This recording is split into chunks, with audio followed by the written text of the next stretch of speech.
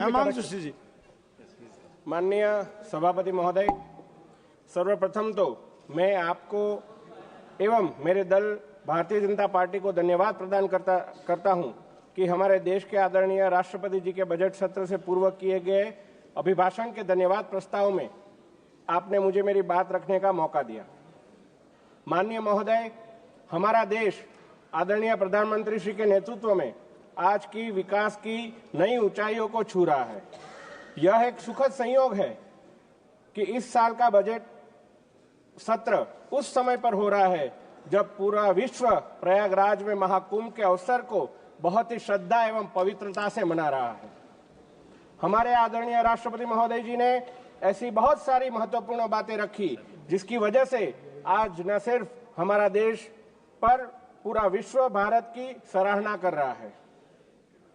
माननीय महोदय, जब विकसित भारत 2047 के सपने की बात आती है तो हमारे प्रधानमंत्री ने इस राष्ट्रीय युवा दिवस के युवा महोत्सव के दौरान जो बात की थी वह मैं दोहराना चाहूंगा।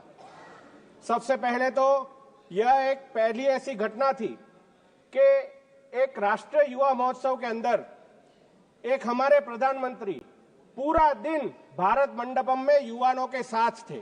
सुबह से लेकर शाम तक उन्होंने युवाओं को सुना, विकसित भारत को लेकर उनके सपने को सुना और जब अंत में उन्होंने जो बात की वह मैं यहाँ पे दोहराना चाहूंगा कि आज तक विकसित भारत वह मेरा सपना था, पर अब से विकसित भारत वह हम सब युवाओं की जिम्मेदारी है। और इस तरह से सभी युवाओं को भी विकसित भारत के सफर में जोड़ दिया गया था। कई बार पिछले दिनों हमारे प्रधान सेवक मोदी जी ने कहा कि मेरा लक्ष्य 1 लाख ऐसे युवाओं को राजनीति में लाना है जिनके परिवार की कोई राजकीय पृष्ठभूमि ना हो। मुझे गर्व महसूस होता है माननीय महोदय कि हमारे मोदी जी ने मेरे जैसे ऐसे युवा जिनके परिवार में कोई सक्रिय राजनीति में ना हो वैसे युवा को मौका दिया और यह सिर्फ और सिर्फ मोदी है तो मुमकिन है।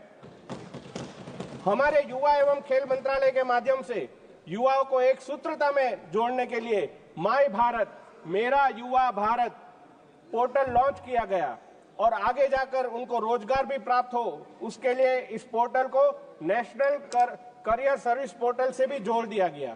इससे युवाओं की गुड गवर्नेंस में भी भागीदारी बढ़ गई। माननीय सभापति महोदय, राष्ट्रीय शिक्षा नीति 2020 आज विकसित भारत के सपने को एक नई ऊंचाई प्रदान करती है। शिक्षा में भारतीयता का भव्य भूतकाल एवं सुनहरा भविष्य दोनों के लिए एक संतुलित प्रयास एनईपी 2020 को बहुत ही तेज गति से स्थापित किया जा रहा है। देश में आज सभी ग्रामीण विस्तार की शालाओं में भी स्मार्ट क्लास जैसी सुविधाएं हम देख पा रहे हैं।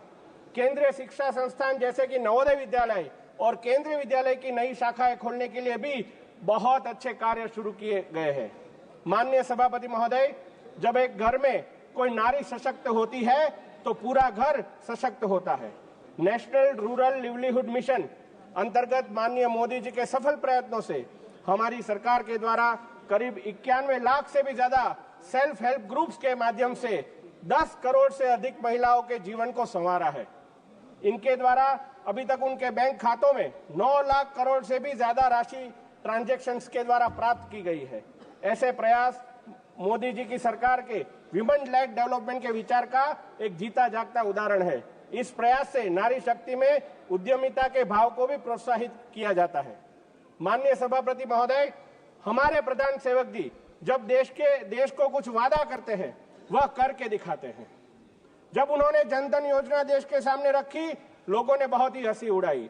कुछ लोगों को वो अर्थहीन लग रहा था।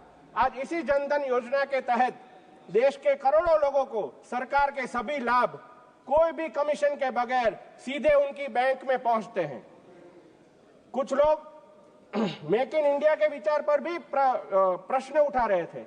मुझे आज बता के आपको खुशी हो रही है कि मेक इन इंडिया का शेर आज पूरे विश्व में दहाड़ रहा है और उसके साथ आत्मनिर्भर भारत के अंतर्गत वोकल फॉर लोकल उसने भी देश को बढ़ावा दिया है। माननीय महोदय, मैं अंत में एक युवा होने के नाते ये बात बोल के कंक्लूड करना चाहता हूं। 6 महीने से मैं संसद भवन में जब भी आता हूं बहुत कुछ सीखता हूं। युवा सांसद के रूप में हमें बहुत सीखने को मिलता है। हमारे वरिष्ठ सांसदों, चाहे वो कोई भी पार्टी के हो, उनको भी हम ऑब्जर्व करते हैं, उनसे भी कई कुछ सीखते हैं। माननीय सभापति महोदय, जिस प्रकार से हमारे प्रतिपक्ष के नेता जिस प्रकार का कंडक्ट ये सभा में रखते हैं, जिस प्रकार का परिवेश वह धारण करते हैं और जिस प्रकार की कृत्य करते हैं, मैं आपको विनती करता हूं कि एक युवा सांसद के नाते अध्यक्ष जी उनके कंडक्ट को थोड़ा सुधार करने में प्रयत्न करें। माननीय सभापति महोदय, भारतीय जनता पार्टी और एनडीए ने अब तक से लेकर यहां तक हर एक बड़ा प्रधान का स्तर ऊंचा लाने में मदद की है, परंतु पता नहीं कांग्रेस को क्या हुआ है, साल भर साल, टर्म बर टर्म नेता विपक्ष का स्तर बहुत ही नीचे जा रहा है। यह हमारे लोकतंत्र के लिए भी बहुत चिंता की बात है। माननीय सभापति महोदय, अंत में मैं यही बात करना चाहूंगा कि हमारे राष्ट्रपति का जो अभिभाषण है उनको मैं समर्थन देता हूं, और वह पुअर लेडी नहीं है। अगर भारत की बात होती है तो वो बात बोरिंग नहीं होती। भारत की बात होती है तो कोई भी पार्टी के हो, हमें गर्व से ये थपथपाना चाहिए, क्योंकि वह भारत की बात होती है। तो हमारे राष्ट्रपति है वो पूरे विश्व के सबसे सशक्त महिला राष्ट्रपति है। यह बात करके मैं मेरी बात को पूर्ण करता हूं। भारत माता की जय। धन्यवाद।